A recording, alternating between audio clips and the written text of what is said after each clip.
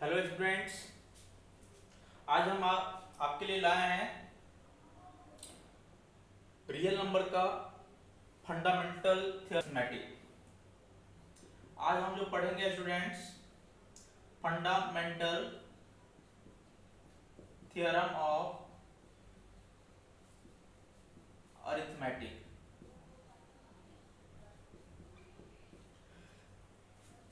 ये next topic है आपका रियल नंबर का। इससे पहले हमने इक्विवेलेंस डिवीजन लेमा को पढ़ा था। अब जो हम पढ़ने वाले हैं students, fundamental theorem of arithmetic को पढ़ने वाले हैं। तो फंडामेंटल थ्योरम ऑफ अरिथमेटिक का मतलब क्या होता है बच्चे? हम इसको आसानी से पढ़ सकते हैं। इसका स्टेटमेंट होता है कि every composite number can be expressed as the product of prime numbers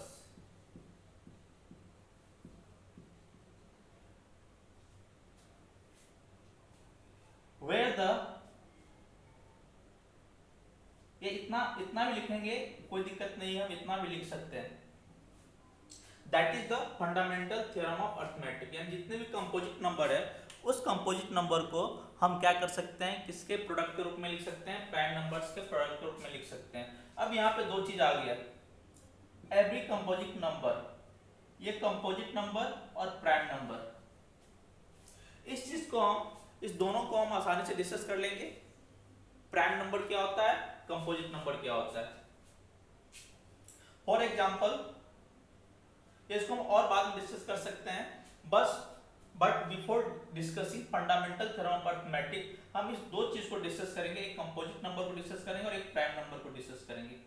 composite number और प्राइम नंबर क्या होता है? प्राइम नंबर्स, यदि हम प्राइम नंबर की बातचीत करेंगे, having two factors only, having two factors only, जिसके पास केवल दो फैक्टर्स हो, that is one and itself only, वो क्या कहलाता है? हमारा प्राइम नंबर कहलाता है स्टूडेंट्स। एग्जाम्पल क्या आ जाएगा हमारा? 2, 3, 5, 7, 11, 13, 19, 23, 29, 31 एक्सेट्रा। ये सब के सब आपके क्या है? Prime number. क्या है स्टूडेंट्स? प्राइम नंबर है। ये सब के सब हमारे क्या है? प्राइम नंबर है। यदि हम कंपोजिट नंबर की बात करेंगे students,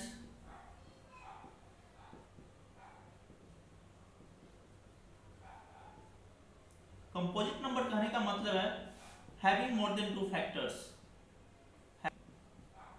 more than two factors, जिसके दो से अधिक फैक्टर्स हो, वो क्या कहलाता है? हमारा कंपोजिट नंबर। हमारा एग्जांपल क्या आ जाएगा? 4, 6, 8, 9, 10, 12, 14, 15, 16 एक्सेट्रा, जिसका फैक्टर्स क्या हो? हमारा दो से अधिक हो, वो क्या कहलाता है? हमारा कंपोजिट नंबर कहलाता है। तो इस तरीके से हमने डिस्कस किया students, prime number, composite number को डिस्कस कर लिया। अब हम आगे पढ़ लेते हैं स्टूडेंट्स।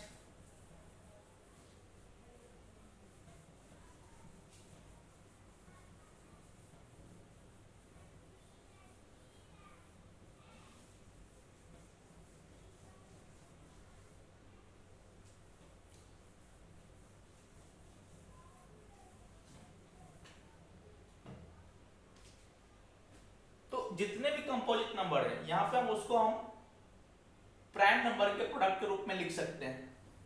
नोट में लिख लो, यहां पे नोट में लिख सकते हो आप कि 2 इज द स्मॉलेस्ट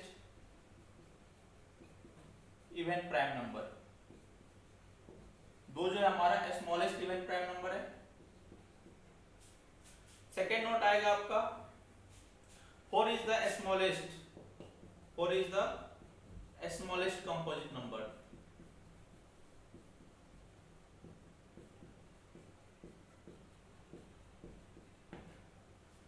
ये चीज है। 4 क्या हमारा सबसे छोटा कंपोजिट नंबर है। अब हम एग्जांपल लेते हैं। सपोज हमने ले लिया 20, कोई भी एग्जांपल 2 से 10, 2 से 5, यानी यहाँ 20 का 2 मल्टीप्लाई 5, ये सब सब क्या हमारा प्राइम नंबर है और ये हमारा क्या है कंपोजिट नंबर। तो हमने यहाँ पे क्या किया स्टूडेंट्स, इस कंपोजिट नंबर को प्राइम नंबर के प्रोडक्ट के रूप में लिख दिया। और भी 50 ले लो, 2 से 25, 5 से 5, यहाँ 50 बराबर क्या लिख दिया हमने 2 मल्टीप्लाई 5, देखो ये कंपोजिट नंबर है और ये हमारा क्या है प्राइम नंबर। और भी ले सकते एग्जांपल भाई, 100 ले लो, 2 से 50, 2 से 25, 5 से 25। हमने यहाँ पे क्या देखा 100 एक कंपोजिट नंबर है हमारा, 2 मल्टीप्लाई 5, यानी हमने यहाँ पे क्या देखा स्टूडेंट्स, ये हमारा कंपोजिट नंबर है और ये हमारा क्या आ गया प्राइम नंबर। तो प्राइम नंबर के प्रोडक्ट फॉर्म में हमने लिखा है इस चीज को। तो हम क्या देख रहे हैं स्टूडेंट्स, हम किसी भी कंपोजिट नंबर को प्राइम नंबर के प्रोडक्ट के फॉर्म में हम क्या कर सकते हैं एक्सप्रेस कर सकते हैं। तो हमने यहाँ पे स्टूडेंट्स पढ़ा फंडामेंटल थ्योरम ऑफ अरिथमेटिक, उस चीज को हमने यहाँ पे जाना फंडामेंटल थ्योरम ऑफ अरिथमेटिक। अब हम आगे बढ़ लेते हैं, इसका यूजेस क्या है, एप्लीकेशन क्या है, इसका यूज क्या है भाई, हम आसानी से पढ़ेंगे। तो इसका हम यूजेस को भी स्टडी कर लेंगे students.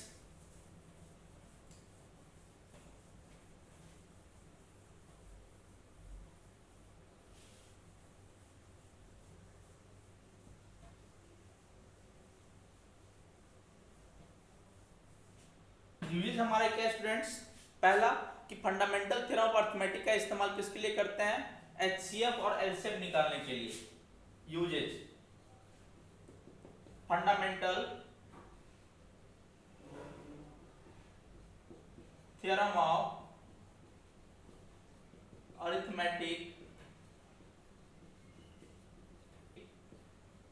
used to find HCF and LCM। HCF और LCM निकालने के लिए हम इसका इस्तेमाल कर सकते हैं भाई। इसके लिए हम स्टेप भी लिख देते हैं। स्टेप, पहला स्टेप क्या आ जाएगा भाई, पहला स्टेप हमारा क्या है कि जितने भी फैक्टर्स आएंगे हमारे प्राइम नंबर, जितने भी फैक्टर्स आएंगे उसको बेस एंड एक्सपोनेंट के फॉर्म में लिख लेना है। पहले तो हम फैक्टराइज करेंगे, जितने भी पॉजिटिव इंटीजर्स का एलसीएम निकालना होगा, एचसीएफ निकालना होगा, पहले हम उसे क्या कर लेंगे फैक्टराइज कर लेंगे और फैक्टराइज करने के बाद उसको एक्सपोनेंशियल फॉर्म में कन्वर्ट कर लेंगे। पहले क्या करना है, factorise the given positive integer, factorise the given positive integer. पहले हम क्या करना होगा, उसको फैक्टराइज करना होगा गिवन पॉजिटिव इंटीजर्स को इन प्राइम फैक्टर्स। वो फैक्टर क्या होनी चाहिए prime, in prime factors, in prime factors and express them as a product of powers and express them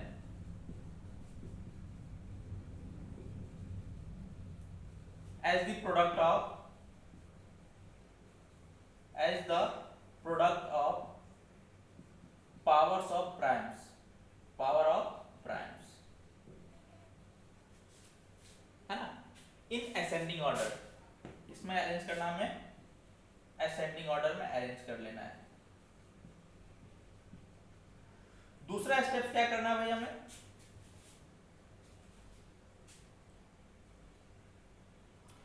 दूसरा कि हम एचसीएफ निकालने के लिए क्या करेंगे। एचसीएफ निकालने के लिए हमें कुछ नहीं करना है, हमें ऐसे पावर या ऐसे product of the smallest power of each common prime factors, यानी कहने का मतलब हम ऐसे प्रोडक्ट्स को चूज करेंगे जिसका पावर सबसे कम हो यानी लिस्ट हो। क्या हो हमारा LCM बराबर क्या आ जाएगा, प्रोडक्ट ऑफ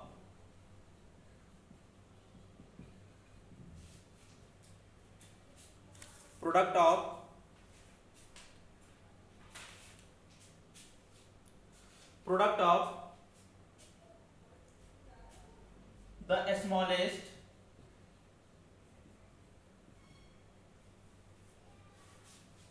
पावर ऑफ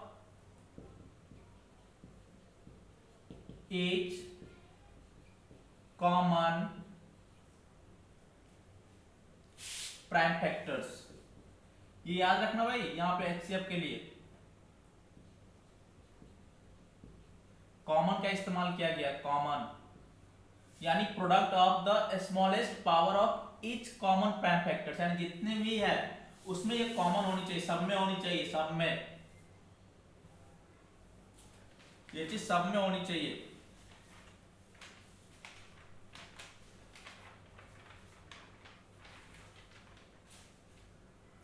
उसके बाद एलसीएम के लिए हमें क्या करना होगा स्टूडेंट्स, एलसीएम के लिए product of the greatest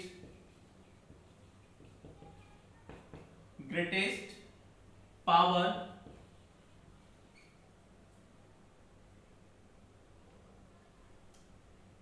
of each prime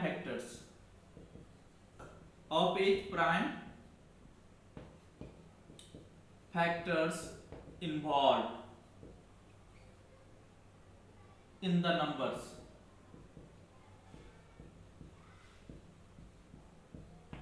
ये चीज स्टूडेंट्स आनी चाहिए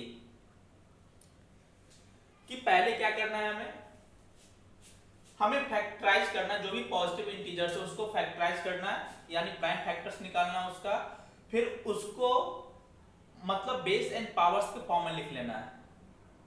तो एचसीएफ निकालने के लिए हमें किसका प्रोडक्ट इस्तेमाल करना होगा, जो स्मॉलेस्ट पावर होगा, ऐसा कॉमन प्राइम मतलब कॉमन प्राइम नंबर्स होने चाहिए, कॉमन प्राइम फैक्टर्स जिसका स्मॉलेस्ट पावर हो। हम अभी उसको एग्जांपल से क्लियर करेंगे।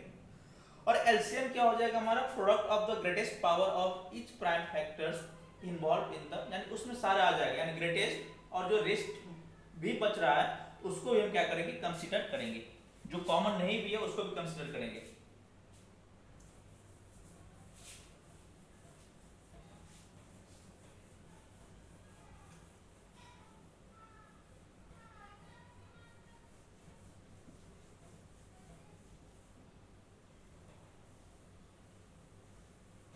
फॉर एग्जाम्पल अभी हम सीखते हैं,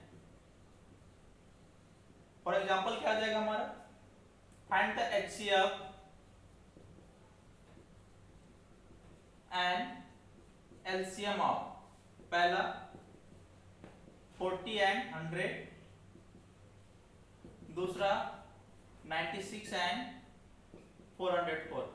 तो पहला कब निकालते हैं भाई एलसीएम, तो पहले 40 का प्राइम फैक्टर्स निकाल लो भाई, 2 से क्या आ जाएगा 20, 2 से 10 और 2 से 5।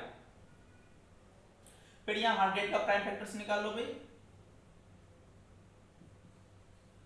100 का प्राइम फैक्टर्स निकाल क्या आ जाएगा, 2 से 50, 2 से क्या आ जाएगा हमारा 25 एंड 5 5 जा 25, यानी ये आनी चाहिए तुम्हें, प्राइम फैक्टर्स निकालने आनी चाहिए। अब 40 क्या आ गया भाई, देख लो यहाँ पे 40, 2 मल्टीप्लाई 2 मल्टीप्लाई 2 मल्टीप्लाई 5, यानी 2 का पावर कितना है भाई 3 मल्टीप्लाई 5 का पावर 1। यहाँ पे 100 क्या आ गया 2 मल्टीप्लाई 2 मल्टीप्लाई 5 मल्टीप्लाई 5, यानी का निकाल 2 का पावर 2 एंड 5 का पावर 2। यहां से हम यदि एलसीएम या एचसीएफ कैलकुलेट करें, एचसीएफ में क्या बताया गया है कि प्रोडक्ट ऑफ, क्या बताया गया है, product of the smallest power of each common, इसमें कॉमन क्या है देख, यह बस है, यहां भी कॉमन कुछ दिख रहा है 5, तो इस कॉमन में क्या लेना है हमारा, लिस्ट लेना है, क्या लेना है लिस्ट, लिस्ट क्या 2 का पावर 2 मल्टीप्लाई क्या आ जाएगा, लिस्ट क्या 5 का पावर 1, यानी क्या आ गया 4 मल्टीप्लाई 5, यानी कितना आ गया इसका एचसीएफ 20 आ गया। यही हम एलसीएम की बातचीत करेंगे तो एलसीएम के दौरान क्या आ जाएगा हमारा भाई, ग्रेटेस्ट, क्या लेना है, ग्रेटेस्ट। देखो 2 का पावर 3 और 5 का पावर 2, यानी क्या आ जाएगा 8 मल्टीप्लाई 25, यानी कि इसका एलसीएम कितना आ गया हमारा 200। यानी इस तरीके से हमने क्या किया, एलसीएम को और एचसीएफ को कैलकुलेट कर लिया। तो ये था हमारा फंडामेंटल थ्योरम ऑफ अर्थमेटिक का इस्तेमाल करके एचसीएफ निकालना और एलसीएम निकालना। दूसरे क्वेश्चंस कर लेते हैं हम फिर से। दूसरा क्वेश्चंस कर लेते हैं भाई।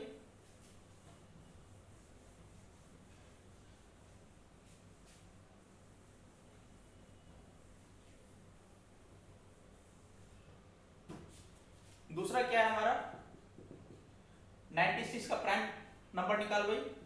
2, 48, 2, 24, 2, 12, 2, 6 एंड 2, 3।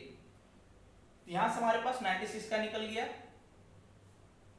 अब हम 404 का भी निकालेंगे भाई। 2 से 202 एंड 2 से 101। अब ये खुद प्राइम नंबर है हमारा। अब देखो 96 के बदले क्या लिख सकते हैं, 2 multiply 2 multiply 2 multiply 2 multiply 2 multiply 2, 1 2 3 4 5, 1 2 3 4 5 and multiply 3, यानी हम इसे क्या लिख सकते हैं, 2 का पावर 5 मल्टीप्लाई 3 लिख सकते हैं। हाँ डेफिनेटली लिख सकते हैं भाई। फिर 404 को क्या लिख सकते हैं, 2 मल्टीप्लाई 2 मल्टीप्लाई 101, यानी क्या आ जाएगा 2 का पावर 2।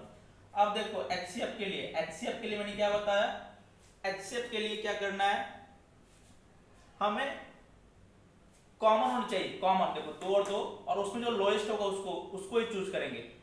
ये कॉमन है, नहीं कॉमन है, 3 कॉमन, नहीं कॉमन, 100 कॉमन है, नहीं कॉमन है, तो इसका एचसीएफ क्या आ जाएगा, सबसे लोएस्ट क्या आ जाएगा 2 का पावर 2, यानी एचसीएफ कितना आ गया हमारा 4 आ गया। एलसीएम में क्या आ जाएगा भाई, हाईएस्ट 2 का पावर 5, यहाँ पे 3 बच गया 3 और 100 बच गया 101, यानी 32 मल्टीप्लाई 3 मल्टीप्लाई 101, यानी 96 मल्टीप्लाई 101 इज इक्वल टू 9696। यानी इस तरीके से हमने क्या किया, एचसीएफ और एलसीएम निकाल लिया। स्टूडेंट्स ध्यान रखना है बच्चे कि एचसीएफ में ऐसे प्रोडक्ट होगा powers of prime number of H common factors, ये ध्यान रखना। यहाँ पे हमने क्या देखा, एचसीएफ के लिए जो कॉमन था, कॉमन में जो लोएस्ट था वही हमारा एचसीएफ हो गया। एलसीएम में ऐसा नहीं है, एलसीएम में सबसे ग्रेटेस्ट कॉमन भी आएगा, जो रेस्ट बच गया जो नॉन कॉमन है वो भी आ जाएगा, या तो उसको भी हम कंसिडर करना होगा। तो 2 का पावर 5 उसका 3 मल्टीप्लाई 101, या इस तरीके से हमने क्या किया, एचसीएफ और एलसीएम को जाना। अब स्टूडेंट्स एक और फॉर्मूला जान लेते हैं, जरूरी है। वो फॉर्मूला क्या है भाई,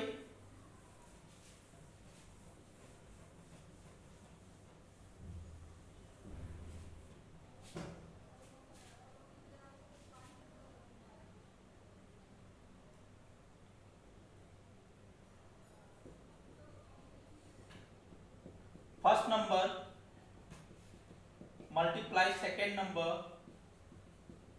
is equal to HCF multiply LCM. ये पता होना चाहिए भाई, ये फॉर्मूला होनी चाहिए।